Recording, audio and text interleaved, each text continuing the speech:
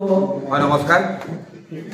আজি চিৰাংদুৱাৰ গেষ্ট হাউচৰ এই সভাগৃহত আমি এবিএমছয়ে এখন জৰুৰীকালীন সভা অনুষ্ঠিত কৰিছিলোঁ। এইখন সভাত আমাৰ কেন্দ্ৰীয় সমিতিৰ প্ৰায়সমূহ বিষয়ববীয়া, চিৰাং জিলা এবিএমছৰ বিষয়ববীয়া, কোকৰাঝাৰ জিলা এবিএমছৰ বিষয়ববীয়াসকল উপস্থিত আছে। এবিএমছৰ বিভিন্ন পৰ্যায়ৰ বিষয়ববীয়াসকল উপস্থিত আছে। এই সভাখনত আমি বিশেষকৈ আজি কিছুদিন পূৰ্বে এক ৰাজনৈতিক শক্তিৰ পৃষ্ঠপোষকতাত এবিএমছক বিভাজন কৰিবলৈ যি ষড়যন্ত্ৰ চলিছিল, যি এক অপচেষ্টা চলিছিল, তাৰ ওপৰত আমাৰ আলোচনা হৈছিল।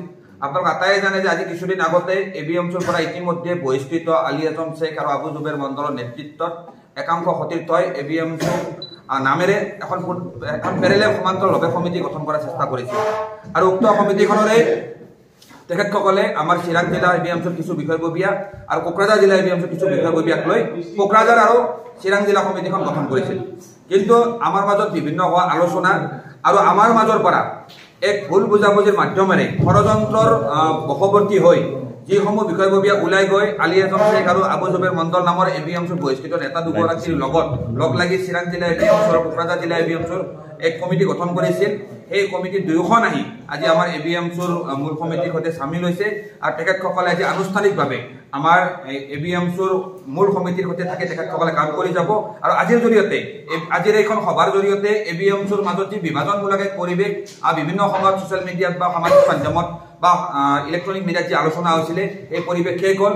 এবিএমছক বিগত সময়ছোৱাতো বাৰে বাৰে এনেকৈ বিভাজনমূলক পৰিৱেশ সৃষ্টি কৰিবলৈ তেখেত এটা ৰাজনৈতিক শক্তিয়ে চেষ্টা কৰি আহিছিল আৰু সেই চেষ্টাক আজি ইয়াক সম্পূৰ্ণৰূপে প্ৰতিহত কৰা হ'ল। আৰু আজিৰ পৰা চিৰাং জিলা এবিএমছৰ বিভাজিত অৰ্থাৎ আলী আজম শ্বেখৰ সৈতে থকা যিখন কমিটি আছিল, সেই কমিটিখনত যিখন সভাপতি আছিলে মইনুল হক আৰু তেখেতৰ নেতৃত্বত থকা চিৰাং জিলা সমিতিখন ভংগ বুলি তেখেতসকলে ঘোষণা কৰিছে।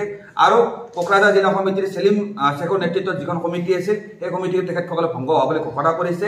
আৰু আজি আমি সভাৰ জৰিয়তে সিদ্ধান্ত গ্ৰহণ কৰিছোঁ যে চিৰাং জিলা এবিএমছৰ যিসমূহ বিষয়ববীয়া এবিএমছৰ যি বিভাজিত গোটৰ লগত তেখেতসকল চামিল হৈছিল, তেখেতসকল পুনৰাই উভতি আহি এবিএমছৰ বৈধ মূল সমিতিৰ পূৰ্বৰ যিসমূহ স্থান আছিল, জিলা সমিতিৰ পূৰ্বৰ স্থানত থাকি তেখেতসকলে সাংগঠনিক কাম কাজ কৰি যাব। আৰু তদ্ৰুপ কোকৰাঝাৰ জিলা সমিতিৰো বিষয়ববীয়াসকলে তেখেতসকলৰ পূৰ্বৰ স্থানত থাকি তেখেতসকলে কাম কাজ কৰি যাব। আৰু আমাৰ আতৱাৰ ৰহমান, মইনুল হক আৰু চেলিম শ্বেখ তেখেতসকলক আমি অহা কেন্দ্ৰীয় কাৰ্যনিৰ্বাহক সভাৰ জৰিয়তে কেন্দ্ৰীয় সমিতিত আমি অন্তৰ্ভুক্ত কৰাৰ সিদ্ধান্ত আমি গ্ৰহণ কৰিছোঁ। বিভাজিত হোৱা সকলো জিলা সমিতিয়ে আপোনালোকৰ ওচৰত আহিছে নেকি? সম্পূৰ্ণ আজিৰ তাৰিখৰ পৰা এবিএমছৰ যি মুষ্টিমেয় কেইজনমান বিষয়ববীয়াক লৈ দুজন এবিএমছৰ বহিষ্কৃত নেতাই যি পূৰ্ণাংগভাৱে সমান্তৰালভাৱে এবিএমছৰ কেন্দ্ৰীয় সমিতি গঠন কৰাৰ চেষ্টা কৰিছিল, সেই চেষ্টা সম্পূৰ্ণভাৱে তেখেতসকলে প্ৰতিহত কৰি আজি সকলোৱে এবিএমছয়ে হাতে হাত ধৰি কান্ধে কাণ মিলাই কাম কৰি যোৱাৰ প্ৰতিশ্ৰুতিৰে আমি চিৰাংদুৱাৰ গেষ্ট হাউচত আমি একত্ৰিত হৈছোঁ।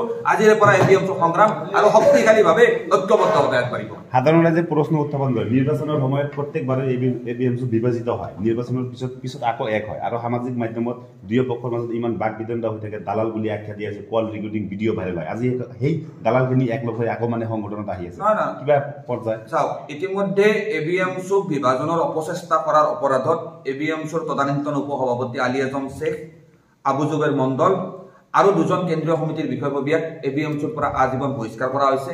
আজি সংবাদ মাধ্যমৰ জৰিয়তে স্পষ্ট কৰি দিছোঁ যে উক্ত বহিষ্কৃত যি দুজন ব্যক্তি, সেই দুজন ব্যক্তিক এবিএমছৰ মজিয়াত কোনোদিনে কেতিয়াও ঘূৰাই লোৱা নহয়।